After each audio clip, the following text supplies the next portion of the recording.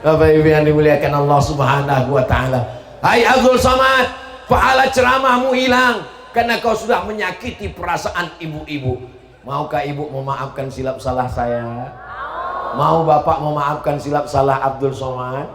Alhamdulillahi Rabbil Alamin. Begitulah Nabi Muhammad Sallallahu Alaihi Wasallam mengajarkan kita merendahkan diri kita. Yang kaya semuanya akan mati. Yang miskin lebih cepat. Siapa bilang orang miskin lebih cepat, Pak Ustadz? Iya, itu orang kaya nyawanya bisa ditambah. Semakin canggih rumah sakit, semakin mewah, punya pesawat pribadi, bisa berobat ke Eropa. Apakah umur bisa ditambah? Tidak. Kalau sudah mati, mati. Jangan sangka karena kau kaya lalu bisa nyogok malaikat. Bisa. Hakim bisa disogok? Saya nggak ada ngomong ya. Tapi malaikat sampai hari ini nggak bisa disogok. Kenapa? Karena malaikat nggak perlu beli skincare. Malaikat tidak ada hawa nafsu. Untung Allah nggak kasih hawa nafsu sama malaikat. Bayangkan kalau malaikat itu punya hawa nafsu, maka malaikat pun akan disogok juga dan kita susah masuk surga. Betul? Oh, betul semua kata jamaah. Saudaraku yang dimuliakan Allah Subhanahu wa taala, mall pelayanan publik. Saya ngantri mau ngurus surat lahir anak saya, pakai masker, orang nggak kenal. Kayak Ustadz Somad ya, mirip. Ustadz kan bisa urusan mudah. Ustadz kan tinggal nunjukkan sejengkal. Apa yang sejengkal? Ini wajah sejengkal. Tapi kalau saya tunjukkan wajah saya tidak akan merasakan gimana sakitnya ngantri, guys. Ngantri. Gimana rasanya penderitaan saudara-saudaraku, lama ngantri panjang. Begitu sampai di dekat urusan, apa yang membuat urusan ini begitu sulit, begitu susah, begitu payah, begitu lama? Ternyata yang lagi ngurus depan nembak musuh yang nggak mati-mati. Ustaz tahu dari mana? Saya intip komputernya. Sempat-sempatnya dia.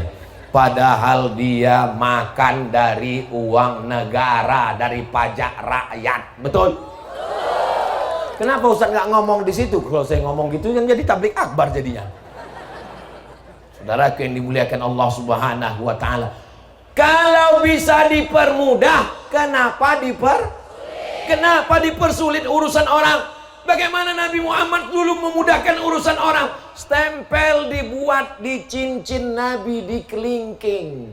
Supaya apa? Supaya urusan jangan dipersulit, susah. Mudah urusan. Coba kalau pejabat-pejabat yang ngurus urusan kita itu stempelnya di cincin. Ketemu di lampu merah, Pak ini. Stempel diletakkan di laci-lacinya, dikunci. Lacinya dalam lemari, lemarinya dikunci. Lemarinya dalam kamar kantor, kantornya dikunci. Kantornya dikunci, dikawal pengawalnya, hilangkan kunci. Kebakaran, hilang berkasnya semua. Kita akan dituntut di hadapan Allah Subhanahu wa taala. Sekecil debu, sebesar ujung rambut, sebesar ujung jarum. Faman ya'mal mithqala dzarratin khairan yarah. Orang ngantri panjang urusan, begitu nanya, kok panjang bener ini ngantrinya? Pegawainya mana? Sholat duha. Sholat duha itu hukumnya apa? Sunat. Ngurus urusan orang hukumnya apa? Wajib.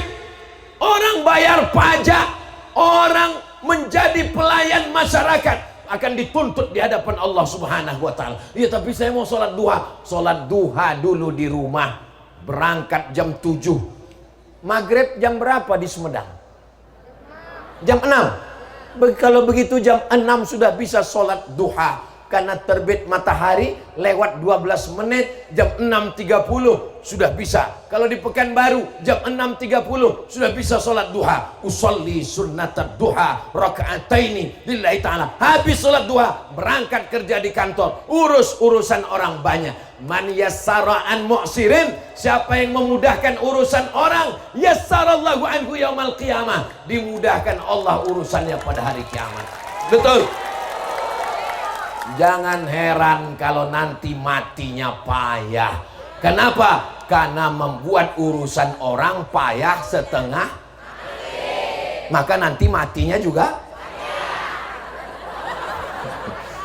sakratul maut aja 3 minggu nggak mati-mati. Gara-gara apa? Suka mempersulit, membuat payah urusan orang. Yassiru, mudahkan. Wala tu'assiru, jangan persulit. Basyiru, berikan kabar gembira. Wala tunaffiru, jangan buat orang lari dari agama Allah Subhanahu wa ta'ala. Mudah-mudahan dibukakan Allah pintu hati dan pikiran, insyaallah. Amin ya rabbal. Kok Ustadz tiba-tiba ingat ini? Karena ingat pelayanan publik. Tapi saya yakin di Sumedang nggak begitu. Di Sumedang semua urusan mudah, insyaallah. Amin ya rabbal. Saudaraku yang dimuliakan Allah Subhanahu wa ta'ala, setelah selesai meminta maaf, sekarang kita bahas yang kedua, memaafkan. Ada paman Nabi, ini Bukit Uhud, ini Jabal Rumat, tempat pasukan pemanah, makamnya di sana. Dia bergelar singa Allah, Asadullah. Dia bergelar Sayyidus Syuhada, pemimpinnya orang mati syahid. Namanya, kalau Ustadz Somad nanya dalam ceramah, nggak usah dijawab. Kenapa? Karena nanti dia jawab sendiri. Saya belum pernah mendikte jamaah. Saya belum pernah ngancam-ngancam jamaah. Saya tidak termasuk orang yang suka melihat orang lain menderita. Itu sakit jiwa namanya. Ngetes jamaah, pas jamaah nggak tahu, wah bahagia. Itu namanya orang sakit jiwa. Namanya adalah Hamzah bin Abdul Muttalib. Telinganya digunting, dipotong. Hidungnya digunting, dipotong. Ditusuk dengan paku, dijadikan liontin buah rantai. Mereka mengejek, ini singa Allah, hidungnya sudah kami potong, telinganya musilat bihi. Bahasa Arabnya musilat bihi. Kalau bahasa Sundanya mutilation, dimutilasi. Jantungnya dibelah. Mereka ambil jantungnya yang berdegup, berdetak. Mereka kunyah. Yang mengunyah jantungnya itu bernama Hindun. Kalau kebetulan ada nama Ibu Hindun, mohon maaf ya. Itu Hindun yang dulu, bukan Hindun yang sekarang. Yang sekarang solihah. Hindun sebelum masuk Islam, karena dia bernazar, nanti kalau Hamzah meninggal, aku akan mengkunyah jantungnya. Yang membunuh, dia masukkan tombak. Mohon maaf.